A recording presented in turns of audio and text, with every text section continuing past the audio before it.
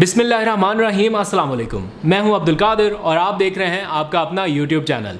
पाकिस्तान का सिफारती महाज पिछले कुछ दिनों से काफ़ी गर्म हो चुका है। मैंने इस मामले पर बात करना थी, लेकिन पाकिस्तान में कुछ रीसेंट पॉजिटिव डेवलपमेंट्स हो रही हैं और इंटरनेशनल प्रेज़ पाकिस्तान को मिल रहा है, इसलिए मैंने सोचा कि मुनासिब वक्त का इंतज़ार किया जाए और उस वक्त तक वज़ीर-ए-आज़म इमरान खान या हुकूमती सतह पर कोई पॉलिसी स्टेटमेंट जारी नहीं किया गया था, इसलिए उसका भी इंतज़ार था। लेकिन अब पॉलिसी स्टेटमेंट जारी कर दिया गया है। वज़ीर-ए-आज़म इमरान खान की जानिब से भी बता दिया गया है कि अशरों पुरानी पॉलिसी पाकिस्तान ने तब्दील कर दी है और साथ ही वज़ीर ख़ारजा शाह महमूद कुरैशी की जानिब से भी पाकिस्तान का मुकदमा भरपूर अंदाज में लड़ा जा रहा है। पाकिस्तान ने हद बता दी है उन अफ़गान रहनुमाओं को जो पाकिस्तान के ख़िलाफ़ प्रोपेगेंडा करने की कोशिश में मसरूफ़ थे या किसी न किसी तरह से पाकिस्तान पर इल्ज़ाम तराशियाँ करना चाह रहे थे। और रिसेंट जो पाकिस्तान के ऊपर बेहुदा इल्ज़ाम तराशी की गई है, उसके ऊपर खामोश रहना बनता भी नहीं था। और ऐन उन लम्हात में जब 2 दहाइयों के बाद या 2 दहाइयों के तनाज़े के बाद अमरीकी अफवाज इनखला करने जा रही है अफ़गानिस्तान से, ऐन उन लम्हात में पाकिस्तान और अफ़गानिस्तान के दरमियान कोई सिफारती तनाज़ा शिद्दत तो इख्तियार नहीं कर रहा। इस बारे में कुछ इनसाइड इन्फॉर्मेशन आपको बतानी है। पिछले कुछ दिनों से मैं वज़ीर-ए-आज़म इमरान खान के मुतअद्दिद बयानात या खिताबात सुन चुका हूँ। वज़ीर-ए-आज़म इमरान खान मुसलसल एक फेयर का इजहार कर रहे हैं, एक खदशे का इजहार कर रहे हैं। इस वक्त अमरीका और इत्तेहादी फ़ौजें अफ़गानिस्तान से निकलने के लिए एक पूरे प्लान के ऊपर अमल दरामद कर रही हैं और इसके लिए अब बाज़ाब्ता डेडलाइन भी दे दी गई है। 11 सितंबर 2021 तक ये सारी फ़ौज अफ़गानिस्तान से निकाल ली जाएगी। 45% फ़ौज का इनखला ऑलरेडी हो चुका है। जो बाकी फ़ौज है उसको 11 सितंबर तक निकाला जाना है और 4 जुलाई से अब इसका बाज़ाब्ता आगाज़ होगा, पहले मरहले का फ़ौजी इनखला का। लेकिन वज़ीर-ए-आज़म इमरान खान कहीं ना कहीं ये सोच रहे हैं कि गैर मुल्की अफवाज के मुकम्मल इनखला से कबल अफ़गानिस्तान का मसला हल किया जाना चाहिए। वहाँ पर एक पीस सेटलमेंट हर सूरत होना चाहिए। अगर ये पीस सेटलमेंट ना हुआ तो फिर वहाँ पर खाना जंगी हो सकती है और उसका नुकसान कहीं ना कहीं बल्कि हर सूरत पाकिस्तान को भुगतना होगा, क्योंकि पाकिस्तान के ऊपर फिर दबाव आ जाएगा। क्योंकि वज़ीर-ए-आज़म ने आलमी सतह पर मसला कश्मीर के बाद अगर किसी मामले के ऊपर बहुत ज़्यादा फोकस किया है या पाकिस्तान ने किसी मसले के ऊपर सबसे ज़्यादा तवज्जो दी है तो वो हमारे हमसाया मुल्क अफ़गान तनाज़े के हवाले से है। अफ़गान अमन अमल का आपने बहुत नाम सुना है। पाकिस्तान ने इस पीस प्रोसेस में अब तक जितनी कोशिशें कर सकता था वो सारी कर दी हैं, लेकिन उसके बदले में हमें क्या मिल रहा है? इल्ज़ामात और बेहुदा किस्म के ताने और तंज। लेकिन इस बार पाकिस्तान खामोश नहीं रहा। इस बार जवाब दिया गया है और बहुत ही ज़बरदस्त जवाब दिया गया है। उस जवाब का एहसास कुछ दिनों में आपको सिफारती महाज के ऊपर होने लगेगा जब पाकिस्तान और ज़्यादा फ्रंट फुट के ऊपर आएगा। लेकिन अभी एक वार्निंग दी गई है, एक शटअप कॉल दी गई है कि पाकिस्तान के साथ इस तरह से डील नहीं किया जा सकेगा। 2 दहाइयों से जारी अफ़गान तनाज़े के हल के लिए वज़ीर-ए-आज़म इमरान खान ने मुज़ाकरात पर पूरा ज़ोर दिया, हर तरह से अपनी कोशिश की। अमरीकी सदर डोनाल्ड ट्रंप से उन्होंने मुलाकात की, उसमें भी अफ़गानिस्तान का ये मसला रखा और उनसे ये कहा गया कि वो इस पीस प्रोसेस में अफ़गान तालिबान के साथ बातचीत करें। पाकिस्तान ने सहूलतकारी का किरदार अदा किया, अफ़गान तालिबान के साथ बातचीत हुई, साजगार माहौल दिया गया। वज़ीर-ए-आज़म इमरान खान ख़ुद अफ़गानिस्तान गए, army chief general Qamar Javed Bajwa Afghanistan गए, DGISI अफ़गानिस्तान गए। इतना किसी मसले के ऊपर पाकिस्तानी रियासत ने या अफवाज पाकिस्तान ने शायद फोकस ना किया हो अपने अंदरूनी मामलात के अलावा, जितना अफ़गानिस्तान के मसाइल के ऊपर दिया है। अफ़गानिस्तान की क़यादत को उनके घर जाकर ये यकीन दहानी कराई गई कि हम आपके मुल्क में अमन चाहते हैं और उसके लिए हमसे जो कुछ हो सकेगा वो सब करेंगे। ये यकीन दहानी army chief general Qamar Javed Bajwa की जानिब से भी कराई गई और यही यकीन दहानी वज़ीर-ए-आज़म इमरान खान की जानिब से भी कराई गई। बैक एंड पे और भी बहुत कुछ हुआ। अफ़गान महाजरीन 15 लाख के करीब अफ़गान महाजरीन को पाकिस्तान ने अपनी सरजमीन पर पनाह दी। इसके अलावा मुश्किल वक्त में تجارت کے راستے کھولے گئے۔ ہمسایہ ملک میں لگی اس آگ کو بجھانے کے لیے پاکستان نے اپنا کتنا نقصان کرایا، اس کا اندازہ پوری دنیا کو ہو چکا ہے اور ساری دنیا ان کوششوں کا اعتراف کر رہی ہے۔ ہم نے تقریباً 83,000 کے قریب جنازے اٹھائے ہیں افغان اس جنگ کے خاتمے کے لیے، اور یہی نہیں 128 ارب ڈالرز، یہ کوئی چھوٹی رقم نہیں ہے، 128 ارب ڈالر کی معیشت کا نقصان برداشت کیا ہے پاکستان نے اس جنگ کے خاتمے کے لیے۔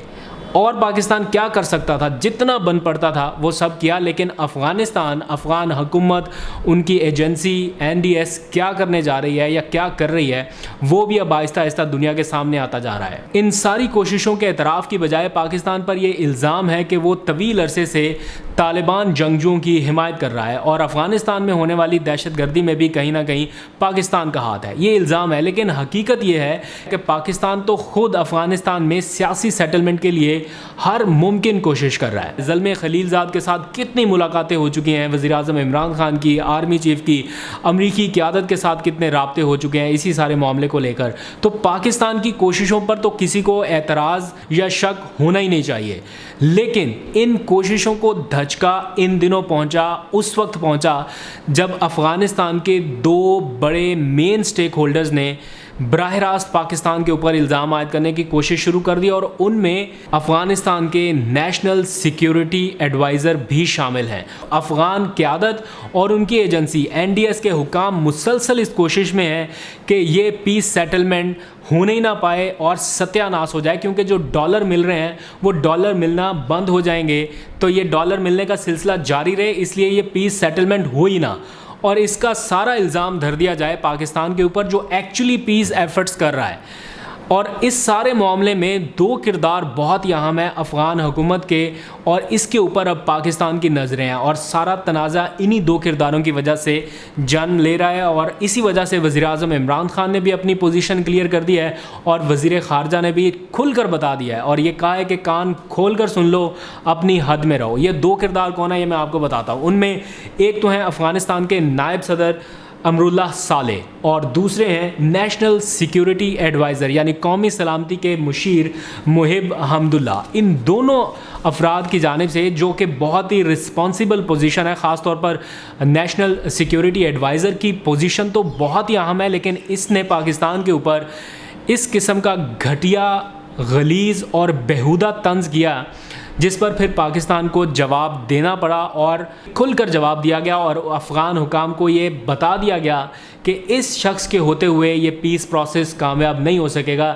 اس لیے پاکستان سفارتی سطح پر اس شخص سے اب کوئی رابطہ نہیں کرے گا۔ ہوا کیا ہے وہ میں آپ کو بتا دیتا ہوں، لیکن اس سے پہلے افغانستان کے جو نائب صدر ہیں ان کا ایک ٹویٹ دیکھ لیجئے۔ افغانستان میں حملہ ہوا تو سیدھا الزام پاکستان کے اوپر ڈالنے کی ایک بھونڈی کوشش کی گئی، اور کہا گیا کہ یہ سارا حملہ پاکستانی سپلائیڈ امونیم نائٹریٹ اینڈ ایکسپلوسیوز کی وجہ سے ہوا ہے، یعنی اس کے تانے بانے سارے پاکستان پر ملانے کی کوشش کی گئی، لیکن جو سب سے زیادہ اور گھٹیا کوشش کی گئی وہ ہوئی ہے افغان نیشنل سیکیورٹی ایڈوائزر محب حمداللہ کے بیان سے۔ اس نے یہ سارا معاملہ خراب کرنے کی کوشش کی ہے۔ حمداللہ محب کی جانب سے افغان صوبے ننگرہار میں کچھ دنوں پہلے ایک تقریب کی گئی، اور اس تقریب میں سارا نیریٹو پاکستان مخالف رکھا گیا، اور اس تقریب میں پاکستان کو کس چیز سے تشبیہ دی گئی؟ بروتھل ہاؤس سے۔ اب اس کا ترجمہ اگر آپ گوگل پر جا کر کرنا چاہیں تو آپ کر سکتے ہیں، میں یہاں پر شاید اس طرح کا لفظ بھی نہ دہرا سکوں، یہ کہہ بھی نہ سکوں کہ یعنی پاکستان کو طوائف خانہ سے تشبیہ دی گئی، اور یہ کہا گیا کہ پاکستان طالبان جنگجوؤں کی حمایت کرتا ہے اور پاکستان ہمارا دشمن ہے، اور اب دشمن کے دشمن سے مل کر، یعنی پاکستان کا دشمن بھارت، اس کے ساتھ مل کر اب یہ مقابلہ کریں گے۔ اور ساتھ ہی انہوں نے خطاب کرتے ہوئے یہ کہا کہ افغانستان میں سوشل میڈیا کے ذریعے پاکستان کے خلاف منظم کیمپین چلائی جائے۔ یہ افغانستان کا نیشنل سیکیورٹی ایڈوائزر کہہ رہا ہے۔ آپ امیجن کیجئے اگر پاکستان کا نیشنل سیکیورٹی ایڈوائزر یا معید یوسف جو ہمارے قومی سلامتی کے مشیر ہیں وہ اس قسم کی کوئی سٹیٹمنٹ دیتے تو عالمی میڈیا اور پوری دنیا آسمان سر پہ اٹھا چکی ہوتی، لیکن یہ افغانستان کے نیشنل سیکیورٹی ایڈوائزر ہیں تو ان کے اس بیان پر اس طرح کا رد عمل نہیں آیا۔ لیکن کچھ دن کی خاموشی کے بعد کل وزیر خارجہ شاہ محمود قریشی کی جانب سے بہت ہی زبردست اور پاکستان کے عوام کی ترجمانی کرتا ہوا رد عمل دیا گیا، اور انہوں نے کہا کہ ہمارا خون کھول رہا ہے جس طرح کے الفاظ پاکستان کے لیے استعمال کیے گئے۔ شدید رد عمل دیتے ہوئے انہوں نے کہا کہ افغانستان کا نیشنل سیکیورٹی ایڈوائزر کان کھول کر سن لے کہ افغانستان میں قیام امن کے لیے پاکستان نے 83,000 جانوں کا نذرانہ دیا ہے، 83,000 جنازے اپنے کندھوں پر اٹھائے ہیں، $128 ملین کا نقصان پاکستان کی معیشت نے برباد کیا، اور آپ کہتے ہیں پاکستان براٹل ہاؤس ہے۔ ہم افغانستان میں امن کی بات کر رہے ہیں، امن کے لیے کوشش کر رہے ہیں، اور آپ ننگرہار میں بیٹھ کر پاکستان کے خلاف تقریر کر رہے ہیں اور کہہ رہے ہیں کہ پاکستان کے دشمن کے ساتھ مل کر یہ سارا معاملہ دیکھیں گے۔ تم جو الفاظ استعمال کر رہے ہو، اگر یہ سلسلہ نہ رکا تو کوئی پاکستانی ہاتھ ملانا تو دور کی بات بھی نہیں کرے گا۔ معاملہ صرف یہیں پر نہیں رکا، ذرائع نے بتایا کہ پاکستان نے اس سارے معاملے پر افغان قیادت کے ساتھ بھی شدید احتجاج کیا ہے، اور آئندہ سے افغان نیشنل سیکیورٹی ایڈوائزر محب اللہ کے ساتھ سفارتی سطح پر کسی قسم کا رابطہ نہ رکھنے کا فیصلہ کیا ہے۔ جو پاکستان کو طوائف خانہ سے تشبیہ دینے کا کبھی جرم کرے، اس کے ساتھ پاکستان کسی قیمت پر کسی سطح پر بات نہیں کرے گا۔ یہ حکومت کا فیصلہ ہے، اور میرا خیال ہے کہ پاکستان کے ہر شخص کا، ہر فرد کا بھی یہی فیصلہ ہونا چاہیے، اور صرف یہی نہیں، سیکیورٹی ایڈوائزر کی برطرفی تک یہ احتجاج پاکستان کی جانب سے جاری رہنا چاہیے۔ لیکن چونکہ یہ افغانستان کا انٹرنل معاملہ ہے، پاکستان اس کے اوپر اپنی پالیسی واضح کر چکا ہے کہ پاکستان انٹرنل معاملات کے اوپر مداخلت نہیں کرے گا۔ وزیر اعظم عمران خان کی جانب سے بھی ایک بہت ہی واضح اور کلیئر قسم کی پالیسی جاری کی گئی، ایک پالیسی اسٹیٹمنٹ انہوں نے ایک انٹرویو کے دوران دیا ہے، رائٹرز کو انہوں نے انٹرویو دیا اور کہا کہ میری حکومت نے افغانستان میں اسٹریٹجک ڈیپتھ کی اشروں پرانی جو پالیسی تھی، یعنی جو سابقہ حکومتوں کی پالیسی تھی، اسے بدل دیا ہے، اور اب حکومت اور ریاست نئی پالیسی پر عمل درآمد کر رہے ہیں۔ وزیر اعظم نے یہ بھی واضح کیا کہ ہم افغانستان میں صرف امن چاہتے ہیں، وہاں پر مرضی کی حکومت پاکستان کی خواہش نہیں ہے، بلکہ پاکستان اس حکومت سے بات چیت کرے گا جو افغانستان کے عوام کی جانب سے منتخب کی جائے گی۔ یعنی پاکستان نہ تو طالبان کی حکومت لانے کے لیے کسی قسم کی کوئی مینیپولیشن کر رہا ہے، یا بیک اینڈ پہ کسی قسم کے کوئی رابطے کر رہا ہے، نہ کسی بھی اور حکومت کو سپورٹ کرنے کے لیے کوئی اپنا کردار ادا کر رہا ہے۔ جو بھی گورنمنٹ افغان عوام کی منتخب کی ہوئی ہوگی، اسی سے پاکستان بات چیت کرے گا۔ جب پاکستان نے اتنی کلیئر اپنی پالیسی دے دی ہے کہ ہم کسی بھی طرح سے آپ کے انٹرنل پولیٹیکل معاملات میں مداخلت نہیں کریں گے، صرف قیام امن کے لیے ایک پولیٹیکل سیٹلمنٹ چاہتے ہیں، وہ بھی امریکی فوج کے انخلاء سے پہلے۔ وزیر اعظم یہ سمجھتے ہیں کہ امریکی فوج کے انخلاء سے قبل اگر افغانستان میں پولیٹیکل سیٹلمنٹ نہ ہوا تو پھر وہاں پر خانہ جنگی جیسی کیفیت ہوگی، اور اس لیے افغانستان میں پرامن سیٹلمنٹ ہونا بہت ضروری ہے، اور اس کے لیے اگر ضرورت پڑی تو اور دوسرے ملکوں کو بھی آن بورڈ کیا جائے گا۔ تو اس سے زیادہ افغانستان کو اور کیا چاہیے؟ افغانستان تو پاکستان کے ان احسانات کا بدلہ چکا ہی نہیں سکتا جتنی کوششیں پاکستان نے اب تک کر دکھائی۔ اگر پاکستان اس سارے معاملے سے پیچھے ہٹ جاتا تو اب تک افغانستان میں شاید خانہ جنگی کی کیفیت ہو بھی چکی ہوتی، لیکن چونکہ طالبان امریکی افواج کے انخلاء کو اپنی فتح سمجھ رہے ہیں، اور افغانستان کا مسئلہ کہیں مزید نہ الجھ جائے اور پاکستان کو پھر اس سے متاثر نہ ہونا پڑے، اس لیے پاکستان اپنے طور پر پوری کوشش کر رہا ہے کہ یہ پیس سیٹلمنٹ طے پا جائے۔ پاکستان اپنے طور پہ امن کی خواہش لیے ہر ممکن کوشش کر رہا ہے۔